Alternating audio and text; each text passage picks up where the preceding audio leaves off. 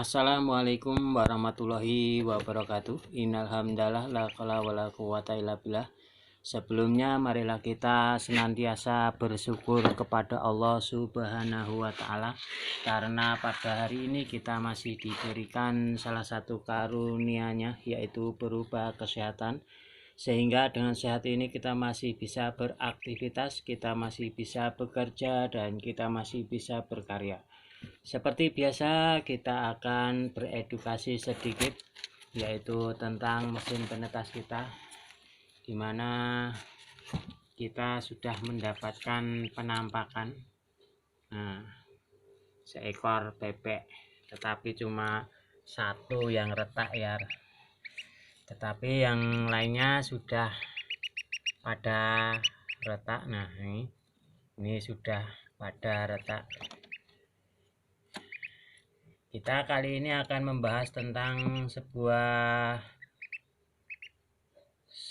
kepanikan apabila kita mendapatkan telur yang retak seperti ini, tetapi kita justru menjadi panik. Kenapa? Karena saat kita mau menetaskan itu adalah waktu yang lama yang kita tunggu. Jadi seandainya retak seperti ini, kita harus bagaimana? Nah, oleh karena itu simak baik-baik video ini, mudah-mudahan sedikit ini bisa menambah info ataupun perbandingan bagi rekan-rekan yang menetaskan.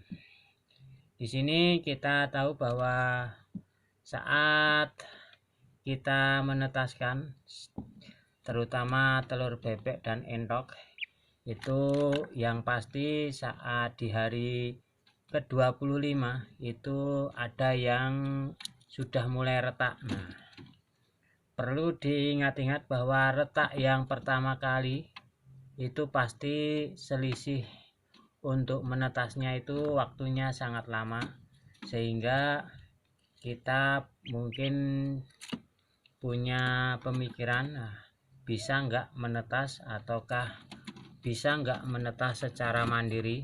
Sehingga ini menimbulkan rasa ingin tahu kita, tangan kita pun segera membukanya. Nah, ini adalah kesalahan yang fatal. Kenapa?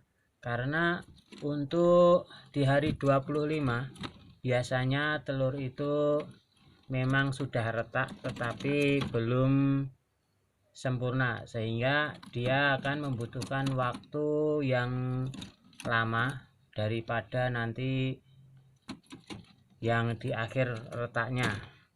Maksudnya adalah perbedaan antara retak yang pertama dan retak yang terakhir. Apabila kita ketahui retak yang pertama itu pasti di 25 hari, berarti itu belum umur untuk menetas, sehingga dia cuma piping seperti ini atau cuma sekedar hanya retak sedikit saja. Tetapi kalau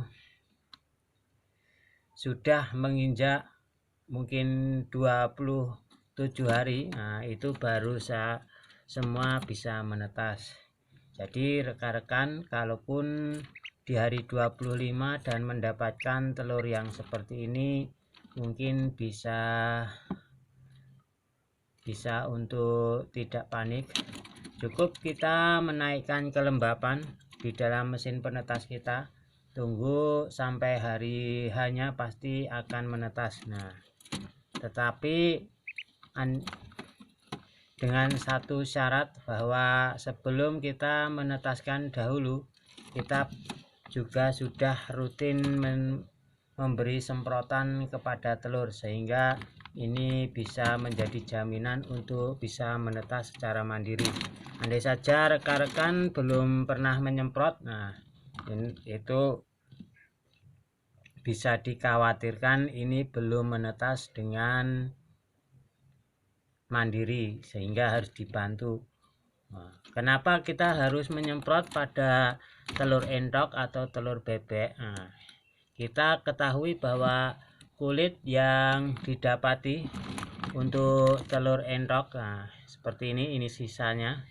Ini sangatlah tebal sehingga andai saja kita tidak memberi bantuan semprotan, itu kulitnya akan keras, dan saking kerasnya ini DOD tidak akan pernah bisa mandiri untuk memecahkan sendiri, sehingga perlu bantuan. Nah, jadi sebelum kita membantu untuk disesar, oleh karena itu alangkah baiknya di hari-hari saat proses menetasnya atau sebelum menetasnya kita sudah memberikan semprotan, yang artinya itu kulit telur bisa lunak dan lunaknya telur bisa mandiri, jadi tanpa kita sesar.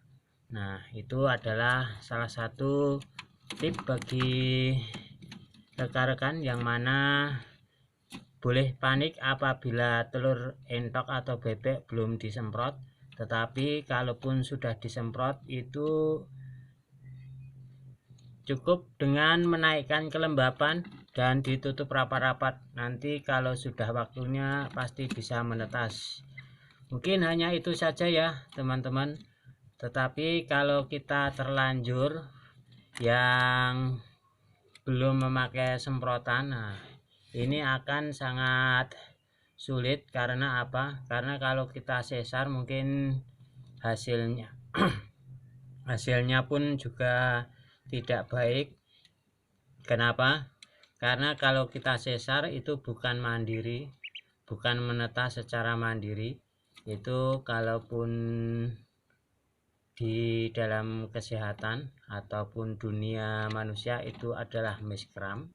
Jadi kita harus sesar dengan hati-hati. Mungkin kita sudah mempunyai video tentang solusi bagaimana cara menangani telur yang lambat menetas. Mungkin bisa ditengok. Mungkin hanya itu saja ya.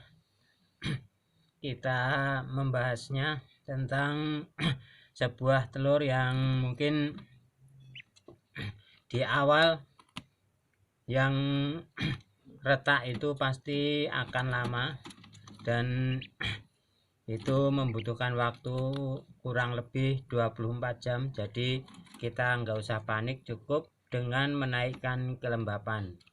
Mudah-mudahan sedikit info ini bisa menambahkan wawasan bagi kita. Andai saja ada kekurangan mungkin bisa tulis di kolom komentar. Kita sharing-sharing, kita berbagi ilmu, kita berbagi pengalaman. Mudah-mudahan nanti di hari-hari kemudian kita bertemu kembali di video-video yang akan datang. Mungkin hanya itu saja ya. Terima kasih. Wabillahi taufik wal hidayah. Wassalamualaikum warahmatullahi wabarakatuh.